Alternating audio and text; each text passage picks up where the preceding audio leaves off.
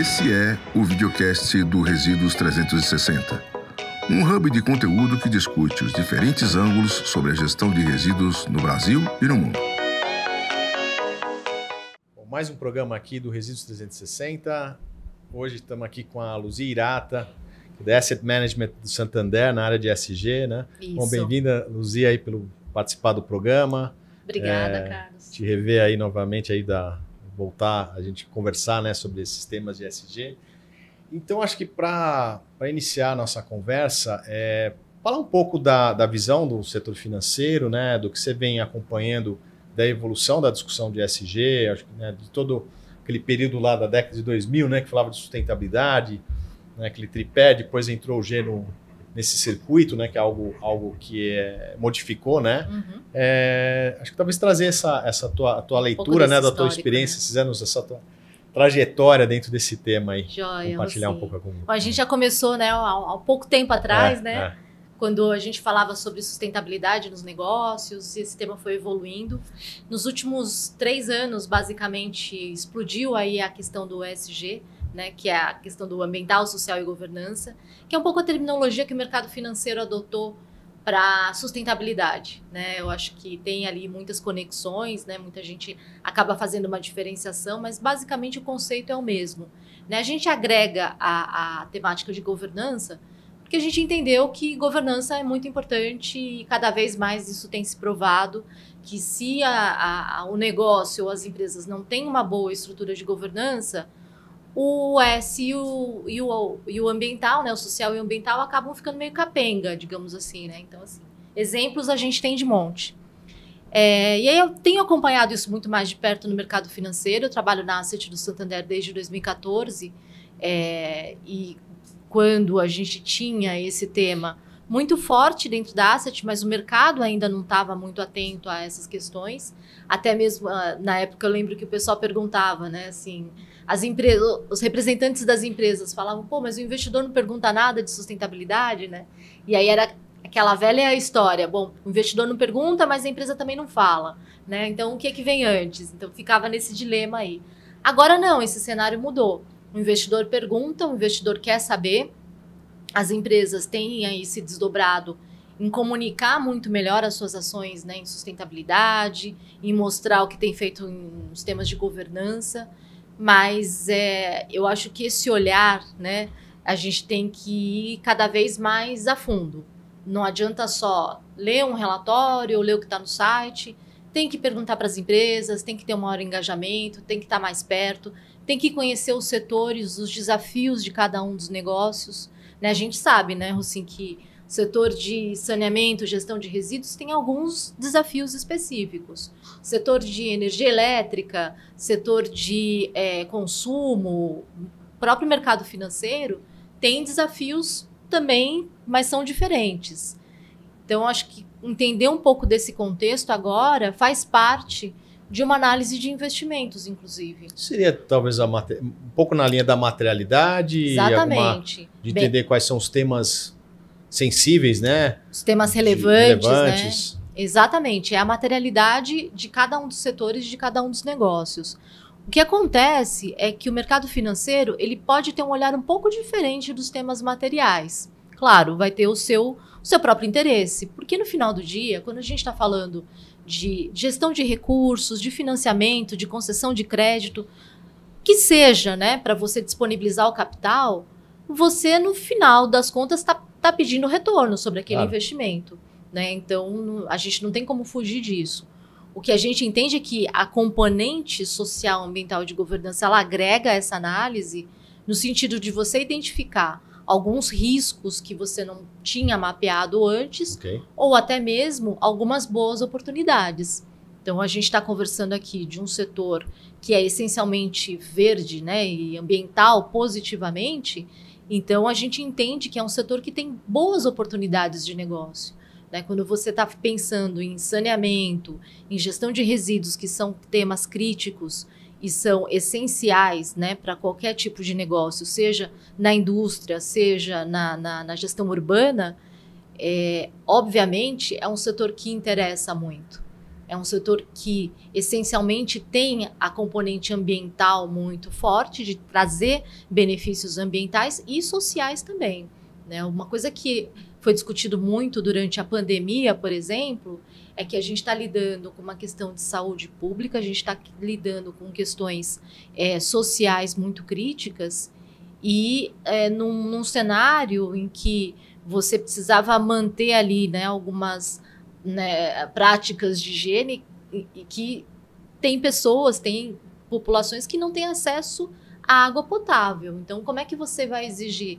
Lave as mãos, né? Mantenha-se sempre, né, com os controles adequados se você não tem um sistema de saneamento adequado. Isso chamou um pouco a atenção, né, no mercado na época, de investimentos, inclusive. Poxa, saneamento é algo importante. Saneamento é algo essencial num cenário normal e num cenário de pandemia ficou isso muito mais evidente. Latente, A questão dessa indústria, né? Acho que esse ponto está trazendo, né, Luzia, você tem as diferentes indústrias, né, de produção e você tem, vamos dizer, essas indústrias ambientais, né? Você trouxe aí a questão tanto de tratamento, né, de esgoto, né, de abastecimento de água, como a questão do manejo de resíduos sólidos, né, que na verdade são indústrias que elas dão suporte para manter a sustentabilidade das outras indústrias. Se ela não existir o tratamento da água, o esgoto e tal, como é que vai ser sustentável as outras indústrias ou o próprio processo de pós-consumo, né? Exato. O que a gente faz com o nosso resíduo, né? E dentro desse contexto, então, assim, como é que você enxerga, então, essa evolução do entendimento dessa indústria ambiental, né? Quer dizer, ela sendo uma indústria essencial, né? Essencial. Ela é essencial, né? E ela vai precisar modernizar, né? Isso é uma Sim. coisa que ela tem que cada vez buscar uma modernização. A gente talvez, acho que um ponto relevante é a questão do marco regulatório, né? Recente. Sim, que a gente estava falando, né? Acho que, e o marco regulatório, ele mostra o quão importante é a governança nesse sentido, né? Como é que eu tenho partes ali que estão envolvidas, né? Que possam minimizar o conflito de interesses ou que possam alinhar outros interesses. Tipo uma agência também. reguladora, por exemplo. Uma agência reguladora. Né? Qual é o papel da agência reguladora nesse sentido? De conseguir organizar o que é interesse público, o que é interesse privado, né? Fazer com que as duas partes trabalhem olhando, né, no mesmo horizonte, mas ao mesmo tempo respeitando, né, os interesses de cada um. Eu acho que isso é essencial, né, quando você traz isso no marco regulatório.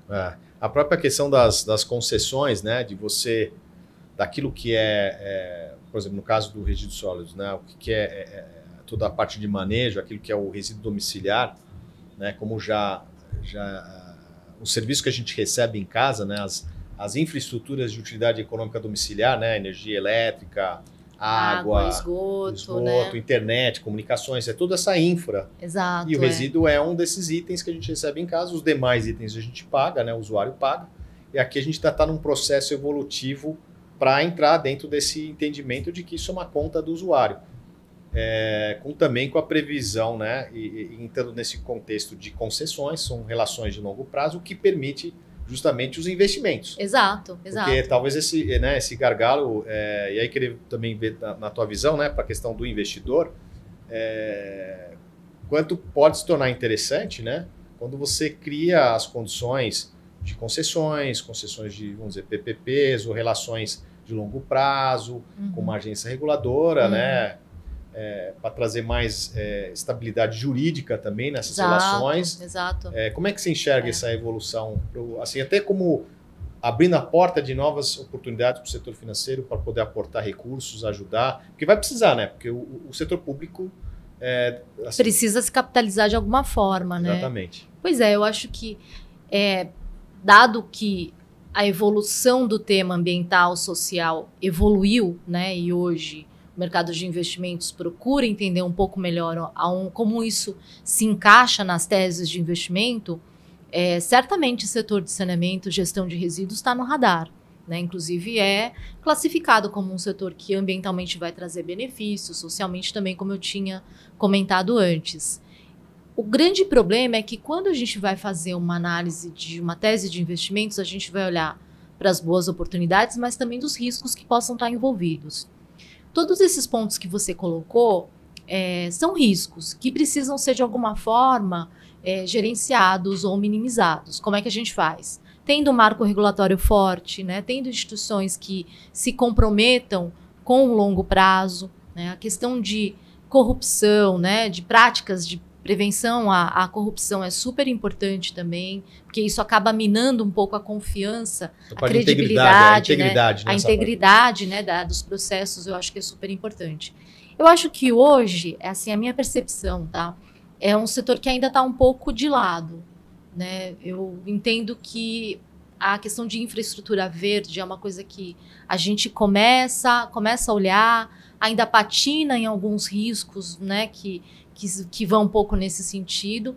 Por isso que eu acho que a gente aqui, né, tá conversando nesse momento, é um pouco desse papel que os dois lados têm que ter, né? Fomentar o diálogo, tentar identificar os gaps, tentar identificar aonde precisa ser ajustado, aonde a gente tem que ir, eventualmente, por meio de uma associação ou, né, em conjunto, né, pedir um pouco mais de detalhe no marco regulatório ou ter algum tipo de agência que consiga assumir esse papel, né, de gestão aí desses conflitos de interesse.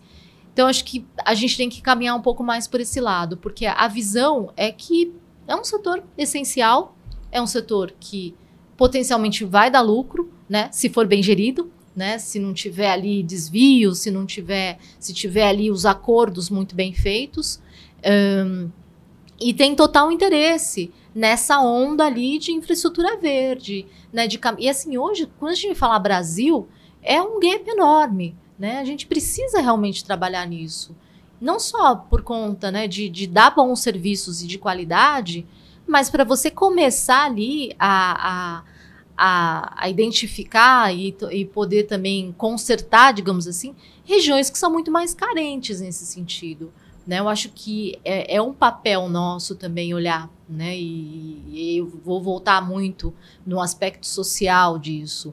Se a gente está falando, né, de abastecimento de água, de serviços de esgoto, de saneamento para uma determinada região mais rica de São Paulo, é uma coisa, a gente ali não tem, né, não tem problemas, não tem demandas. Mas se você vai para uma região mais periférica, né, no interior do Brasil, né, em outras regiões, isso é uma situação muito grave. Você precisa realmente voltar os olhares e os investimentos para isso.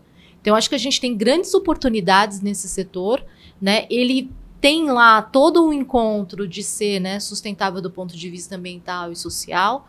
Eu só acho realmente que a gente tem que cobrir esses gaps, identificar e fazer a gestão dos riscos potenciais aí desse negócio.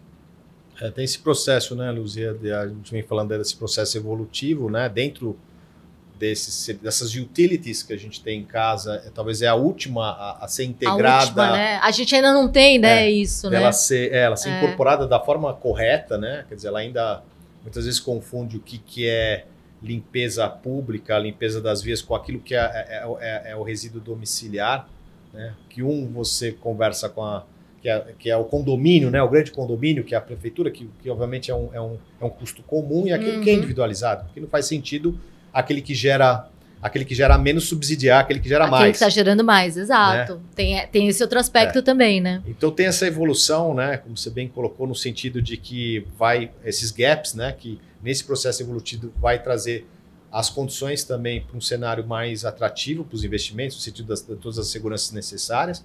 São relações de longo prazo, obviamente, que também isso é interessante do ponto de vista, né? Imagina do ponto de vista financeiro, né? Porque são, vamos dizer, contratos de longo prazo, são várias relações de longo prazo, então você tem condições de amortizar coisas, tem condições de antecipar recebíveis, enfim, você tem bilhões de possibilidades. Vários instrumentos, né, que você pode ir encaixando. Pode ir encaixando, né? E criando as condições, e tem também, talvez, para conversar um pouco aqui, algo que a gente também já vem debatendo um pouco, né, Luzia, que você também tem novos mercados, né, novos produtos, novas soluções. Quer dizer, a questão do resíduo, todo mundo vai ter que lidar com novos produtos que precisam ter um encaminhamento correto, uma destinação correta, destinação correta, novos desafios, né, como fazer com alguns polímeros que não é tão fácil. Se eu me recordo aqui, né? Você tem a tua base química, né? Você é engenheira química, né, Luzia? Há muito tempo, Mas eu imagino que essa parte química aí não é uma coisa tão não fácil. Não é trivial, exato. Né? A gente atuou muito, né, no desenvolvimento de novos materiais, novos produtos, que fossem resistentes, né, que tivessem ali uma usabilidade mais adequada. Só que a gente esqueceu de pensar no destino daquilo. Né? E agora eu acho que o mercado está mudando um pouco.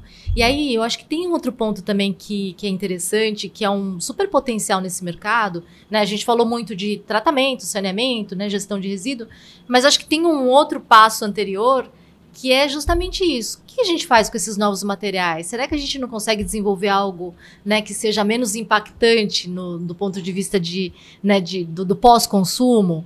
Né? Será que a gente também tem que trabalhar na conscientização das pessoas? Né? Você está falando, né? A gente ali tem, né, a gestão do resíduo urbano, né, que é comum, mas também temos o nosso individual. Né? Assim, são pequenos passos, às vezes, são, né, um trabalho meio de formiguinha, mas que no conjunto a gente tem que olhar, porque temos um problema, né? Sim. Temos um problema de resíduo muito sério no mundo. Temos um problema de microplásticos no mundo. Né? Essa é uma preocupação assim, bastante grande. E eu vejo muitos relatórios, né, de casas, né, de investimentos lá fora, sempre trazendo a questão de microplásticos, como é que isso está impactando. Né? Está impactando na alimentação das pessoas, está impactando na saúde, né, da vida marinha. Então tem uma série de coisas que a gente aqui, né, nem está colocando na mesa, mas que, ao mesmo tempo que são impactos e são problemas, mas também podem, né, trazer ali, né, serviços e setores que podem se beneficiar. Né? Quase um divisor de águas, né, Luzia, no sentido de que você tem o problema dos produtos que vão gerando problemas pela ausência, muitas vezes, da gestão de resíduos. Exato. Pela ausência, porque não tem o serviço que está sendo prestado naquela região. A questão, por exemplo, que a gente tem aqui no Brasil, é notório que é a questão dos lixões. Exato. Nós temos aí mais de, sei lá, 2.000 e poucos lixões que ainda, né, são irregulares, né? Uma destinação irregular, né? Que simplesmente joga em qualquer lugar. Que obviamente, o material mais leve é carregado pros corpos hídricos e acaba no oceano. Aliás, 80% do plástico ele vem do continente. Exato. Ele vem do continente, ele vem desses lixões. Pois é. Então, você vê um setor que vai ser impactado notoriamente, né? O setor de petroquímico buscando alternativas, né? Ou produtos que sejam... Mas porque você tem uma ausência, por outro lado, da gestão de resíduos. Exato. Né? Ou por uma questão, né, de falta de envolvimento público com a relação à questão. Então, quer dizer, eu fico imaginando, isso a gente já teve, eu lembro lá atrás, a conversa sobre pneus também, que apareciam em tudo quanto é lugar. Os pneus inservíveis, né? Que todo mundo jogava no rio, né? Jogava no rio. Daqui a pouco a gente vai falar, porque é aquela história, daqui a pouco eu falei, então tá, se a gente seguir esse caminho e não focar na questão do saneamento, daqui a pouco vai acabar todos os produtos vão acabar. Exato, Porque quem traz a sustentabilidade para os produtos, uma parcela da sustentabilidade, pelo menos a questão do seu encaminhamento final, é o setor de manejo, de tratamento de resíduos. Né? Então, quer dizer, a ausência, a impossibilidade dessa indústria evoluir, você vai impactar nas outras indústrias. Exato. Então, esse casamento ele precisa acontecer cada vez mais. A gente está conversando aqui agora, está me vindo uma coisa na cabeça, assim, que eu acho que um grande problema, né, nesse setor é a questão das responsabilidades, né? É isso, né? Quem está gerando, quem é responsável pela destinação daquele resíduo? Quem está gerando, é o cara que produziu aquele, né, determinado produto. Então, acho que essas coisas ainda precisam estar mais bem entendidas nos negócios, né? Você citou a questão dos pneus. Eu trabalhei numa fábrica de pneus na época que começou essa discussão. Né? Então, assim, o fabricante tem uma parcela de responsabilidade também. E eu lembro, até na época ficou definido que o fabricante deveria coletar pelo menos 4 pneus para cada um que ele produzisse. Sim, né? Tinha uma meta e dar a destinação correta para aquilo. Né? Então, a gente está falando de pneu que é um trambolhão, né? E tinha um impacto bastante grande. Mas se você vai falar, né, na indústria de consumo, né? Então, embalagem de desodorante, dá um trabalho fazer reciclagem, porque cada pedacinho ali é um tipo de plástico diferente. Então, você não consegue pegar aquela embalagem toda e reciclar. Tem que ter alguém que vá lá separar e tal.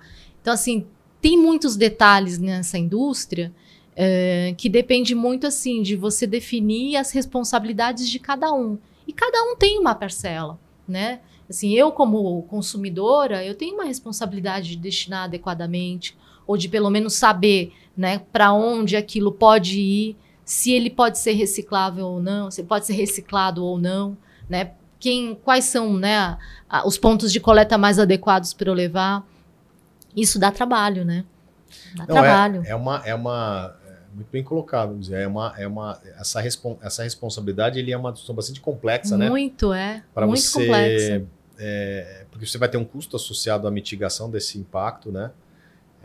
Você tem o envolvimento do usuário, que é algo que aqui no Brasil a gente está começando agora a ter, porque na verdade isso já está, vamos dizer, conquistado em outros países. Isso está muito claro, o usuário ele entende de que da separação, né? E o desperdício custa. Ele sabe que quando ele desperdiça, ou seja, ele joga alguma coisa fora, né? Ou seja, ou porque comprou de forma demasiada, não pensou na compra, não reutilizou, enfim, ele tomou as decisões, mas ele sabe que a partir do momento que ele vai ter que jogar aquilo fora, ele vai desperdiçar aquele material, ele vai pagar por isso, né? Porque vai ter que ter um custo essa mitigação. Então aqui no Brasil a gente ainda tem esse usuário, né, esse responsável pelo processo nessa questão do poluidor-pagador, ou qual seja, né, a nomenclatura, ele ainda é algo que precisa ser trabalhado. Obviamente a indústria vai ter que trabalhar no design dos produtos, que ela vai ter que avançar nisso daí. Isso tem uma discussão muito forte lá fora da questão do Extended Producer Responsibility, que é aqui nossa logística reversa, né? Exato.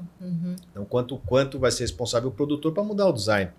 Para ajudar a ficar... Porque também você tem que fazer um design que facilita o processo que gera menos impacto. Você pode trazer uma reciclabilidade maior, apesar de que a própria questão da reciclável também tem que ser analisada. Tem situações que não dá, né? Para reciclar, né? Não dá, ela tem seu impacto. Por isso você tem que ter uma base, isso a gente conversa muito setorialmente, você tem uma base mínima de aterros sanitários para você não ter os lixões. Você tem um local mínimo para quando você mandar aquele resíduo que não tem como, né? Vai ter que ir para o aterro, né? Os famosos rejeitos. Né? Você tem a destinação, que isso é algo que o Brasil precisa, os outros países já fizeram a seleção de casa, já criaram a sua plataforma de destinação final, e a gente ainda chegando lá, né? Está avançando, mas ainda tem aí um gap nesse sentido. Exato. Mas, bom, eu acho que obrigado, Luzia, aí, tô vendo aqui pela nossa programação, obrigado aí pela conversa, foi muito bom. Muito obrigada. E a gente, acho que vão ter outros assuntos, né? Você começa a mexer, isso só vai abrindo outras possibilidades. Mais uma vez, obrigado, então, Luzia. Eu que agradeço, Rocinho.